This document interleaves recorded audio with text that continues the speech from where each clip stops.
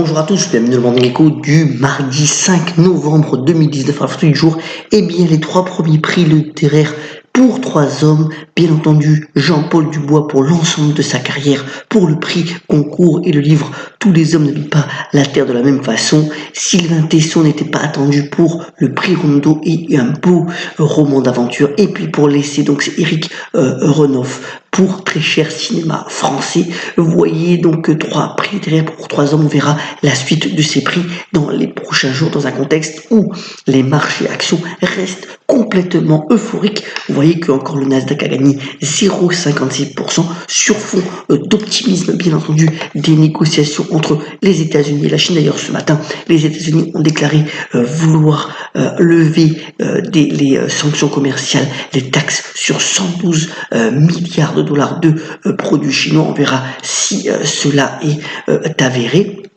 Vous voyez qu'au niveau des grands indices boursiers, qu'il s'agisse des zones émergentes comme de l'Asie Pacifique, eh bien, on est en zone de surachat. Les marchés sont véritablement dans un moment, dans une séquence ultra positive qu'il convient de nuancer par des chiffres macroéconomiques qui restent toutefois faibles. Regardez par exemple Hong Kong, c'est l'activité donc sur le mois d'octobre qui est complètement déprimée. Bon, bien entendu, il y a les émeutes et les manifestations, mais enfin encore le PMI, donc l'activité des services en Chine, lui aussi était plus faible qu'attendu, alors que le président Macron est sur place pour défendre les intérêts européens face au président Xi Jinping. Donc voilà, un contexte toujours favorable au marché actions et il devrait encore continuer, soutenu donc par les résultats des entreprises, même si des prises de bénéfices peuvent avoir lieu à tout moment. Alors, autre point aussi relayé par les échos ce matin, eh bien, c'est l'intérêt renouvelé des principaux gérants pour les pays émergents. Vous voyez que ça reste quand même des croissances assez soutenues dans l'ensemble, y compris avec l'Inde en ligne de mire. Les gérants seraient plutôt favorables dans les 10 prochaines années pour des investissements à moyen long terme, d'investir dans ces zones émergentes, et aussi, comme l'a démontré le Brésil hier en baissant ses taux d'intérêt, eh bien, les taux d'intérêt dans ces pays-là par rapport aux pays développés sont encore assez hauts et ont donc un potentiel de baisse et de soutien des États-Unis soutien des économies, assez considérable. Donc voilà, c'est aussi à considérer. La Banque du Brésil a baissé son taux à 5%, c'est son plancher historique face notamment aux menaces d'inflation, mais ça montre bien que ces pays émergents ont encore de la possibilité de soutenir leur activité économique de manière assez importante.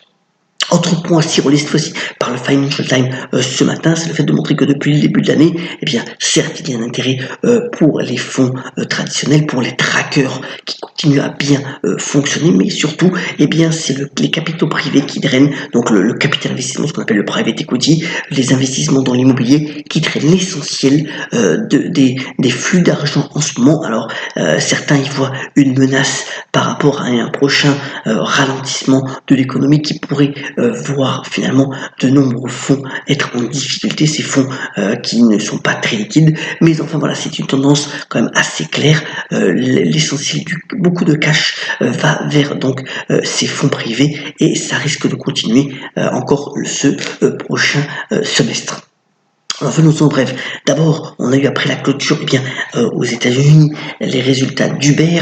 Alors finalement, les résultats, quand on regarde, le chiffre d'affaires est meilleur qu'attendu, les pertes un peu moins fortes aussi que ce qui était escompté par les analystes, mais en revanche, la croissance n'est pas autant au rendez-vous que ce qui aurait été escompté au niveau finalement des abonnés actifs. Et donc l'action perdait 5%. Vous voyez que depuis l'introduction en bourse, ça n'a pas été fameux. On verra la réaction à Wall Street tout à l'heure. Pour le moment, c'est attendu donc à moins 5%. Au niveau du luxe, alors que la presse relaie le fait que LVMH, donc le groupe de Bernard Arnault, dépasse les 200 milliards d'euros de capitalisation boursière, il y en aura deux valeurs qui vont publier. Ça va être intéressant parce que le parcours boursier est beaucoup moins flatteur que les géants du luxe français. D'abord Tapestry, donc c'est Coach, Kate Spade et Stuart Weitzman, donc les chaussures sûr. Il publiera donc aux États-Unis tout à l'heure, avec toujours un dividende assez intéressant de l'ordre de 5% et pas cher 10 fois les bénéfices. On verra si la croissance reprend. Il y a quand même quelques doutes, donc assez intéressant. Et puis Hugo Boss aussi publiera tout à l'heure donc le groupe allemand donc de vêtements, lui aussi avec un dividende de près de 7%. Vous voyez un parcours boursier qui est quand même assez chaotique, moins 60% sur les 5 dernières années. Donc à regarder aussi de près pour voir s'il y a les nouvelles prises de décision du management qui ont été assez drastiques depuis quelques mois chez Hugo Boss, portent enfin leurs fruits.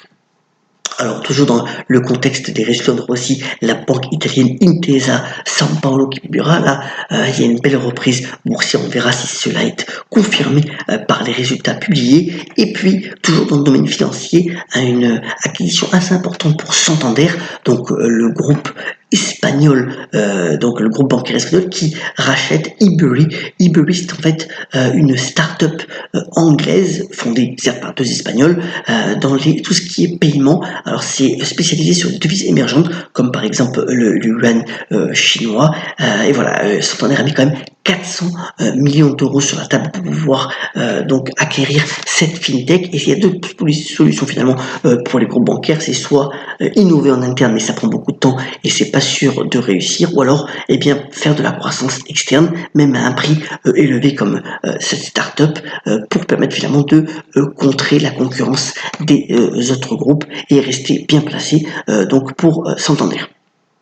Alors, une acquisition aussi intéressante qui fait pas mal de bruit dans la presse ce matin, vous savez, c'est Peloton. Peloton, c'était qui était rentré en bourse, on en avait parlé récemment. C'est le spécialiste donc des applications pour faire du fitness. Peloton va rachète Gossamer. Gossamer, c'est un site, c'est une société spécialisée pour tout ce qui est donc conception de beaux sites, à l'origine notamment de Google et du portail Facebook. Donc voilà, une belle acquisition pour Peloton. Le montant n'a pas été déclaré, mais c'est une prise stratégique donc pour le groupe californien spécialisé dans les applications de fitness.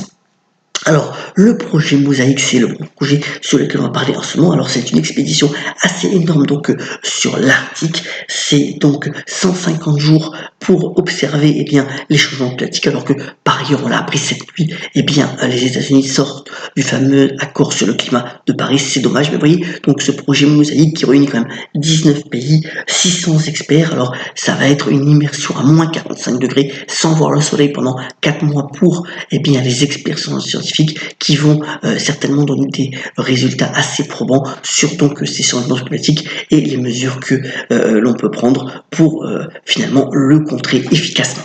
Terminons ce Morning Echo en vous souhaitant une excellente journée par une citation du grand dramaturge Marcel Achard qui a notamment déclaré: la vie est un jeu de cartes dont le cœur n'est jamais l'atout. Soyons comme d'habitude solidaires, ayons la pêche et à demain pour le Morning Echo. Excellente journée à tous.